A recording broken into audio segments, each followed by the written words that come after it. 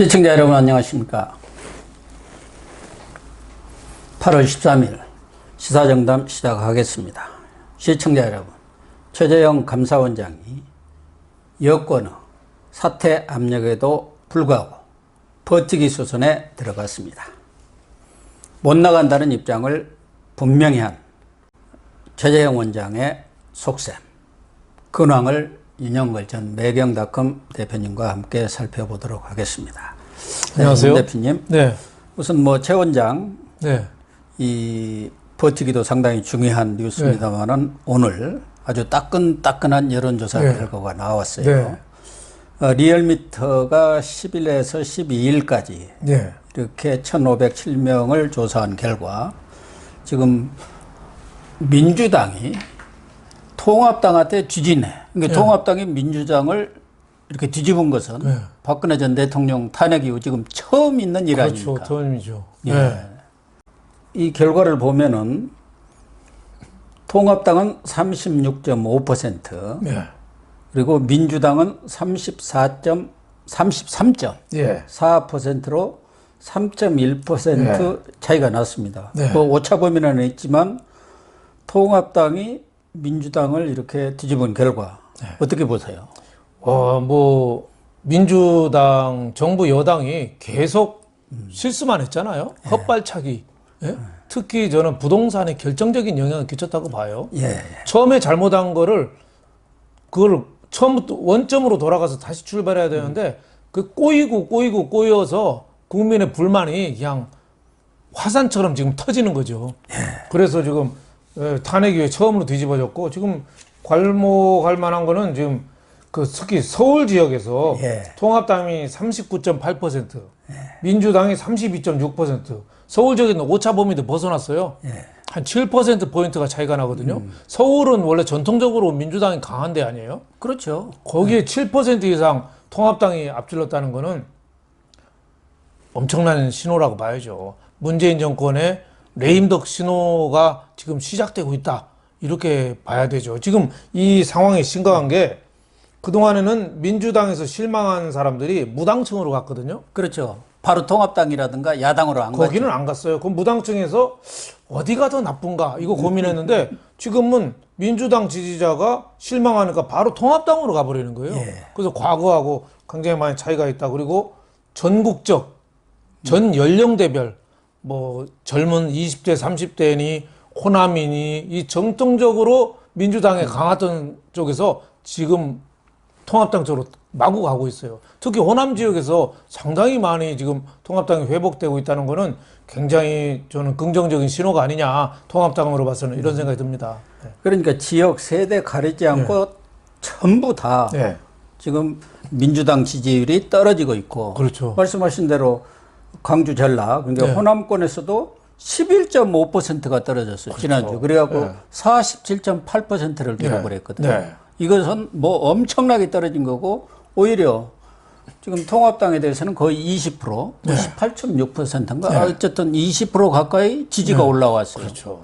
그러니까 지금 선거에 들어가면은 4.15 총선 결과가 완전히 100% 뒤집힐 뻔했어요. 조금 코로나 직후에 하든지 아니면 지금쯤 하든지 총선했으면 완전히 뒤집어졌죠. 지금 중도층에서도 통합당이 39.6%, 민주당이 30.8%, 한 9% 가까이 차이가 나요. 엄청난 차이라고 봐야죠. 그러면요, 이 사실은 중도층이 캐스팅 보트를 쥐고 있는 거 아닙니까? 근데 이 중도층에서 차이가 나고, 과거에서는 중도에 머물러 있었던 사람들이 지금은 바로 통합당으로 이렇게 지지를 보여주고 있는데, 제가 볼 때는 그렇게 통합당이 잘한 것은 없는데, 반사익도 느리지만, 어떻게 됐든 김종인, 조영 체제가 들어선 뒤에 당이 안정돼 있다는 거. 그러니까 통합당이 좀 안정세에 접어들었다는 거. 또 정강정책을 비롯해서 여러 가지 쇄신 노력이 아직 구체화되지는 않았지만 많은 정력을 거기다 쏟고 있다는 점, 그런 것들도 평가를 받는 것 같고, 또 하나는 과거에 차명진 의원이라든지 그런 사람들처럼 헛발질하는 게 거의 없어졌어요. 통합당이 이긴 거는 가만히 전략이라고 하잖아요. 아, 그래요? 바닥에 까는 쌀푸대 담는 가만히가 아니라 가만히 있는 전략이라는데 그건 좀 폄훼한 거고 사실 김종인 비대위원장 취임 이후에 당이 상당히 변신한 움직임을 보이는 건 사실이죠. 그렇죠. 네, 과거처럼 쇼하지 않고 비교적 김종인 위원장이 안정적으로 좀 이끌지 않느냐. 그래서 호남에 대해서도 황교안 대표 있을 때는 호남에 아예 공천도 안 했잖아요. 그러니까 그렇게 버려버렸죠. 아예 버린 자식으로. 예를 들면 김무성 전 대표가 나 전남 여수에 출마하겠다. 여수. 그것도 못 가게 막았잖아요. 법무장관 그랬다니까 그것도 오지 마. 왜? 거기서 이겨서 오면은 대권의 경쟁자가 되거든. 그러다 보니까 호남만 무시한 게 아니라 호남 출신들이 서울, 충청도, 경기도 많이 와 있잖아요. 30%가 호남 출신. 그 표까지도 흔들린 거예요. 그래서 총선에 패한 원인이 됐거든요. 근데 김종인 위원장이 호남 중시 전략. 호남만 우대해도 안 되지만 호남 없이는 또 안 되거든요. 그래서 비교적 균형 잡힌 전략, 그리고 5.18이나 뭐 세월호나 요새 위안부 이런 거에 대해서 막말이 안 나오잖아요. 그러니까 막말이 없어졌어요. 그러니까 비교적 뭐 높은 평가를 받는 것 같고, 김종인 위원장이 또 뭘 보고 있고 이런 거 없잖아요. 그냥 자연스럽게 대화체로 하면서도 의사 전달을 충분히 하는 그런 점이 있지 않느냐. 거기에 비해서는 지금 문재인 청와대나 여당은 4.15 총선 이후에 굉장히 오만해졌죠. 오만한 정도가 아니라 임대차법이고 뭐고 마음대로 하고 그냥 뭐 추미애 시켜가지고 윤석열 누르기 하고 뭐 권력형 범죄 아예 수사도 못하게 다 막고 이런 것들이 쌓이고 쌓여서 이제는 실망에 넘어서 이제 환멸로 간 거 아니냐. 최근에 인사도 마찬가지 아닙니까? 그렇죠. 쫓아내야 할 사람은 안 쫓아내고 엉뚱한 사람들만 가지치기 한 거 아니에요? 그것도 다 자기 사람 또 불러와가지고. 오죽했으면은 지금 정권의 애완견들만 검찰에 뭐 출세했냐 이런 얘기가 나오는데, 요새 수해에서 보니까 소가 전남 구례에서 있던 소가 오늘 아침에 저 경남 남해 섬 무인도에서 발견됐어요. 한 그러니까 70km로 헤엄쳐서 갔어요. 또 그저께는 또 뭐 80km인가 그래갖고 전남 어디에서 또 발견된 소도 있었잖아요. 그렇게 80km, 70km를 그 왜 가겠어요? 그건 소가 수영을 잘 못한대요. 그런다고 그래요. 그래서 그냥 물에 떠다니는 대로 간답니다.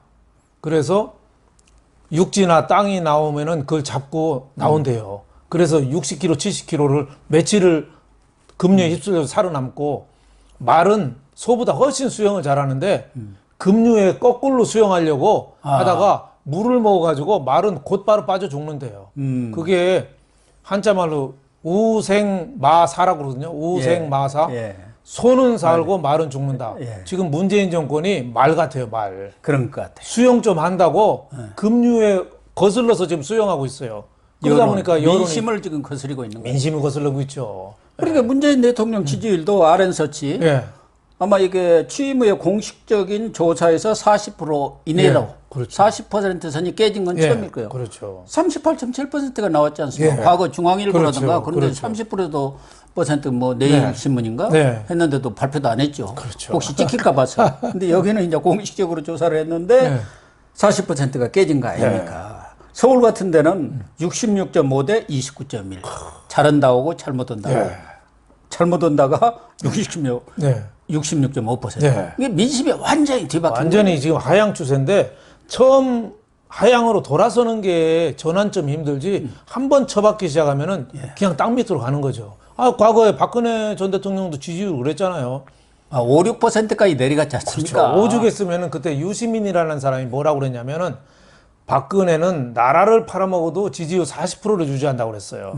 근데 어느 날 갑자기 무너지니까 그냥 제로로 근접했잖아요. 지금 문재인 지지율도 저는 국민하고 자꾸 싸우고 있고 국민의 군림하고 자기 퇴임 이후를 생각해서 권력기관을 다 허수아비로 만들고 있거든요. 이런 게 이 여론에 자꾸 반영이 되는 거 아니냐. 우리 국민은 수준은 높은데 정권 하는 수준은 아주 초등학생들 하는 수준으로 하니까 국민들이 실망한 거죠. 국민과 싸워서 이겨먹으려고. 시장과 싸워서 이겨먹으려고 그렇죠. 했어요. 그렇죠. 어떻게 국민과 시장을 이깁니까? 그렇죠. 그런 정권은 동서고금을 막론하고 없었죠. 그렇죠. 사마천에도 왜 화식열전의 사기에 보면은 최고 나쁜 군주는 국민과 싸우는 정권이라고 하죠. 국민과 싸우는 정권. 그 사람들하고 손잡고 같이 가야 되는데 허구한 날 싸우고 있잖아요. 지금도 국민을 투기꾼이야, 부동산은 투기꾼하고 일반 서민들 이렇게 나눠서 자꾸 갈라치기 하고, 예? 검찰은 검찰과 경찰 나누고, 뭐 있는 사람 없는 사람 온 국민을 그냥 반으로 나눠서 싸움질하니까 나라가 176석을 뽑아줬는데도 나라가 이렇게 시끄러운 거 아니겠느냐 이런 생각이 듭니다. 어쨌든 지금 문재인 정권이 권력에 취해가지고 시장과 국민과 싸우는 것은 말할 것도 없고 말씀하신 대로 퇴임 이후를 그렇게 걱정을 하는지 검찰을 거의 죽여놓다시피 했지 않습니까? 그렇죠. 해도 너무하죠. 네, 누가 보더라도 그건 말이 안 되는 인사를 한 것 아닙니까? 그러니까 검찰도 완전히 양분되어 있잖아요. 수사파하고 충성파하고 애완견과 맹견이 지금 완전히 나눠져 버렸어요. 그러니까 채널A 이동재 기자에 대한 그 공소장 이거는 저 박물관에 보관해야 된대요. 그럼요. 워낙 거짓말이 심해가지고 말 안 한 거를 억지로 막 넣고 앞으로 있는 거 뒤로 빼고 악마의 편집을 해가지고 박물관에 보관해야 된대요. 우리나라 검찰이 이런 공소장도 있다고. 예? 그러니까 그런 말이 검사들 자체를 이번에 대부분 승진 내지는 유임시켰지 않습니까? 그렇죠. 좋은 자리로 꽃보직으로 다 보냈어요. 그러니 이런 여론조사 결과가 나올 수밖에 없고 윤석열만 좀 그렇습니까? 네. 지금 제2 윤석열이라는 분이 바로 최재형 감사원장 그렇죠. 아닙니까? 네. 훌륭하신 분이죠. 지난번 7월 29일인가요? 법사위에서 뭐 신동근이나 누구다 이름도 잘 못 들어본 의원들이 그냥 충성 경쟁을 엄청나게 했지 않습니까? 물러나세요. 애완견들. 예? 애완견들. 최재형 감사원장이야말로 윤석열 검찰총장하고 우리 두 분이 지금 어려운 나라를 지키고 있어요. 그렇다고 봐야죠. 임진왜란 때 우리나라 지켜준 2대 공신이 저는 서해 유성룡하고 충무공 이순신이라고 보거든요. 저는 이 두 사람도 지금 이 어지러운 나라를 떠받쳐주는 두 분이에요. 이런 사람 중에 이제 세 사람, 네 사람, 몇 사람이 더 나오면 저는 이 나라의 그 민주주의는 좀 희망이 있다 이런 생각을 합니다.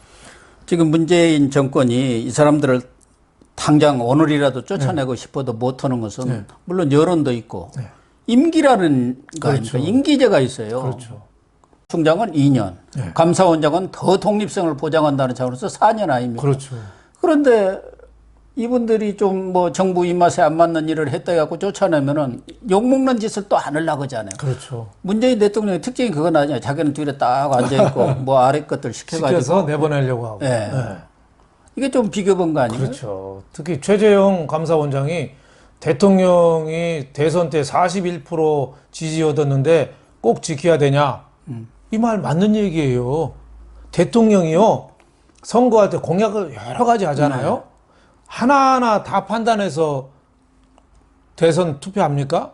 안 하죠. 전체적으로 봐서 문재인 공약 다 보고 사람됨도 보고 다 당도 보고 다 보고서 그래도 다른 사람보다 조금 낫다 해서 대통령이 된 거 아니에요. 그러면 감사원장은 그 월성 원자료 1호 그게 맞는지 틀린지 그것만 정확히 봐서 판단해 주면 되지. 그거를 공약하고 무슨 상관이 있어요? 아니 공약 1호가 광화문 대통령 아니에요? 그렇죠. 자기들도 그거 안 지켜버렸잖아요. 예. 1호 공약을 해갖고 그 업무가 파한 뒤에는 남대문 시장에 가서 막걸리도 한잔 하는 그런 대통령이 되겠다고 말이 아주 그럴싸하지요. 수사에는 엄청나게 능해요. 그렇죠. 말이 안 되는 그런 제도가 벌어지고 있고 최재형 감사원장이 얼마나 훌륭한 사람이냐면 별명이 미담 제조기잖아요. 예? 고등학교 때 장애 있는 친구 3년간 업어서 다니고 사법고시 된 다음 사법연수원 다닐 때도 그렇게 했대요. 그래서 그 친구가 내 평생 천사 친구를 만났다 이렇게 얘기하고 또 그 집안이 아버지가 유명한 해군 대령이잖아요. 인천 상륙작전, 그 6.25 때 그 부산 앞바다 지키고 이런 걸 하신 분이에요. 굉장히 훌륭한 분 집안이고 또 개인적으로 또 입양은 애 둘이 있는데 2명을 더 입양해서 또 키우고 있고. 아, 그렇습니까? 아주 훌륭하신, 그러니까 흠 잡을 데가 없어요. 근데 다만 문재인 말을 바로 애완견처럼 꼬리치면서 안 한다고 지금 나가라고 저렇게 압력을 넣은 거예요. 감사원장 원래 그렇게 독립해서 그렇죠. 일을 하고 임기도 4년을 그렇죠. 포장한 거 아닙니까? 네. 독립성을 그렇죠. 가장 중시하는데 네. 그 대통령 말 들으려면 독립성이 필요가 없죠. 그렇죠. 감사부로 고쳐가지고 그냥 임명해서 자기들끼리 네. 쑥닥쑥닥 하면 될 거 아니에요. 그렇죠. 하여튼 참 인사하는 거 보면 청와대 비서진 개편하는 거 보면 야 인사가 이렇게 개판으로 해야 되나 생각이 들어요.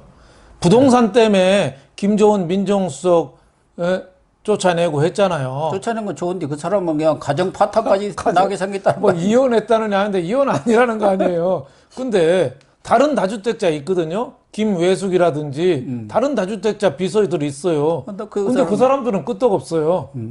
근데 같은 다주택자라도 다주택 갖고 쫓아내는 것도 웃기지만 같은 다주택자라도 평소에 그 이쁨 받는 애완견들은 또 그대로 있고 평소에 찍힌 애완견만 지금 쫓겨났어요. 최재형 감사원장이나 윤석열 총장은 집이 한 채뿐이 없는 거야. 그러면 벌써 지금 날라갔죠. 벌써 날아가고 언론에다가 엄청나게 프레이를 했을 텐데 아무 얘기가 없. 맞아요. 윤 총장은 집 두 채 있었는데 그 바로 얘기가 팔았죠. 나오자마자 팔았다는 그렇죠. 거 아닙니까?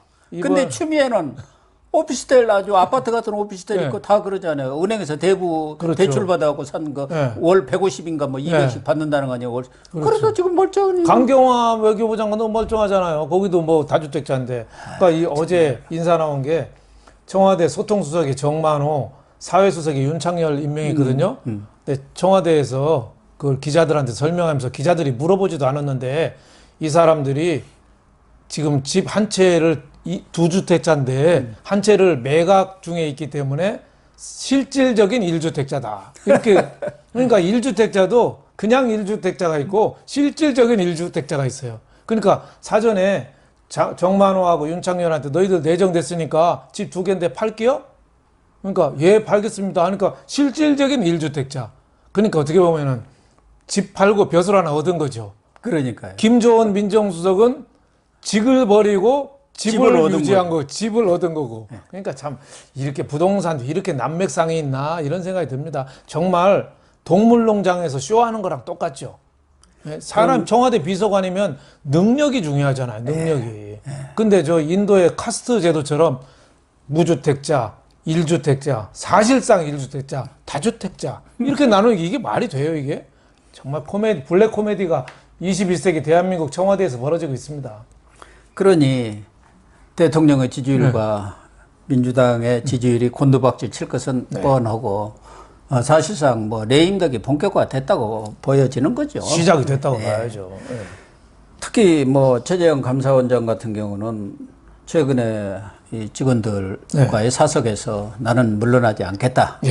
감사원도 감사관들도 정치는 정치 일 하는 것만 되는 것이고 그쪽에서 그렇게 사퇴하라고 주장하는 건 정치적인 목소리다 이렇게 치부하는 것이죠. 그렇죠. 그러나 우리는 우리 일을 하면 된다 이런 입장을 확고히 했다고 그래요. 그래요. 예. 4.15 총선 때 좀 휴가를 얻어서 그때도 그만두려고 그랬대요. 휴가를 얻어서 생각을 했답니다. 내가 여기서 그만두면 좀 무책임한 거다. 그래서 다시 자기 소임을 다하기로. 어떻게 보면 애국자 집안이죠. 집안 그렇죠. 자체가 병영 명문가 가정이에요. 지금 운동권 출신 장관하는 친구들 군대 제대로 갔다 온 친구들 있습니까? 없죠. 어떤 친구는 깜빵 갔다 왔다 해서 그걸로 다 면제받았죠. 어떤 시장 대전시장인가요? 그 발가락 자르는 친구도 있어요. 군대 안 가려고. 그래도 시장 합니다. 그러니까 월성 1호기 이것은 책임지고 매듭을 지켰다 그런 입장인데 이미 감사 결과는 그때 아주 강골 국장까지 바꿔가면서 감사를 지금 완료해 놓고도 그렇죠. 지금 발표를 못 하고 있는 거예요. 여기저기서 꽉꽉 누르니까 압력을 넣고 감사위원들이 또 대부분 또 친여 인사들 아니에요. 그 사람들이 또 발목을 잡고 있고 그런 상황이죠. 윤석열 검찰총장하고 똑같은 거죠. 다 포위당해 있어요. 고립무원에서 혼자 독약 청청하면서 투쟁을 하고 있다고 봐야죠. 지금 청와대 인사도 뭐 감사원 사무총장을 청와대에 갖다 놓은 것도 청와대에서 직접 통제하겠다 이런 전략도 사실 있다고 봐야죠. 그 김정은 민정수석 바로 얼마 전에 사무총장 하던 사람 거리 갖다 놓은 그렇죠. 거예요. 네가 여기 와서 직접 그렇죠. 해라. 네. 통제해라. 그 밑에 감사원장 밑에 사무총장 하면서 들이받기는 그 좀 그러니까 이쪽에 와서 청와대에서 압력을 넣으라고. 그리고 그 김재남인가 시민사회에서 이거 탈원전 아주 대표적인 주장하는 사람 아닙니까? 그 사람 또 갖다 놨어요. 그리고 이제 그 사무총장에는 그 감사위원회에서 퇴짜 맞았는데 김호수를 또 시키려고 하는 모양이에요. 거기다가 지금 이남구라고 공직기강 비서관이 있는데 청와대 그 사람도 감사원 출신 그 사람을 내려보낼까? 그러니까 완전히 윤석열 고립화시키듯이 그렇죠. 최재형 원장도 왕따를 시켜가지고 그렇죠. 스스로 손들게. 그렇죠. 아마 이 최재형 원장은 판사 출신이고 또 학자 같아가지고 윤석열 총장처럼 버틸 수 있을까 하는 생각은 들어요. 저는 이분의 인품이나 집안 내력이나 보면 버틸 수 있다고 봅니다. 인품도 아주 그 꼿꼿하고, 그리고 집안 내력도 애국자 집안이거든요. 병역 명문가 가정으로서 그 아버지 하는 걸, 아버지가 연평해전 날 때 그 아들을 데리고 그 해군 사령부인가요? 그걸로 찾아갔대요. 그래서 해군들 지금 사기가 어떠냐 물어보니까 그 해군 대장이 그랬대요. 우리 해군 사기는 너무 높아서 사냥개가 그 동물 먹잇감을 달려들어서 겨우 고삐를 잡고 말리고 있다. 그러니까 최재형 감사원장 아버지가 그럼 됐다 하고 돌아왔대요. 그러니까 이분들은 윤석열하고 최재형은 그냥 월급쟁이가 아니라 지금 독립운동한다고 저는 생각하고 근무하고 있다고 봐요. 네. 근데 또 하나는 지금 윤석열 검찰총장도 이제 허수아비로 만들 것을 넘어서 조직 개편 뭐 이런 걸로 해서 손발 다 잘라버리고 자기 사람도 다 좌천 내지는 뭐 이렇게 보내버리고 그런데 그게 지금 총장의 권한이라는 것은 검찰에 대한 수사 지휘 감독권 아닙니까? 그렇죠. 이것도 뺏어버리겠다는 거 아니에요. 얼마 전에 법무검찰위원회인가에서 내놓은 게 바로 그거 아닙니까? 그렇죠. 지휘 감독권 뺏고 그걸 고검장들 6명한테 나눠주고 장관이 직접 지휘해서 총장은 있으나 마나 한데 이 감사원장은 아예 명예직으로 그렇게 해버리는 거 아닌가 하는 생각이 들어요. 그러니까 지금 그게 문재인 스타일이죠. 문재인 스타일. 강남 스타일이 아니라 문재인 스타일. 자기가 쫓아내는 악역은 안 하면서 나중에 흉 잡힐 일은 안 하면서 실질적으로 무력화시키는 거. 그러니까 똥개들 풀어가지고 물게 하는 거죠. 자기는 모르는 척하고. 자기가 견주예요. 견주. 문재인 대통령이 견주고 똥개들이 지금 뭐 여러 집 막 달려들어서 그 괴롭히고 있는 거죠. 근데 저런 식으로 꼼수가 정말 통하겠느냐? 저는 역사의 심판, 하늘의 심판에 멀지 않았다고 봅니다. 네, 시청자 여러분. 최재형 감사원장이 여러 가지 어려움이 많겠지만 윤석열 검찰총장과 마찬가지로 꿋꿋이 버텨주기를 바라고요. 이 정권이 이 자리에서도 여러 차례 얘기했습니다만 민심을 이기는 정권은 없습니다. 그런데 민심과 맞짱 뜨고 싸워서 이기려고 하다 보니까 지금 대통령의 지지율도 곤두박질 쳐서 40%가 깨졌고 민주당이 통합당한테 지지율에서 뒤집히는 이런 결과를 빚고 있습니다. 이런 결과에 대해서 집권 세력이 정말 정신을 좀 바짝 차리고 반성의 계기로 삼기를 제발 부탁드립니다. 시청해 주셔서 감사합니다.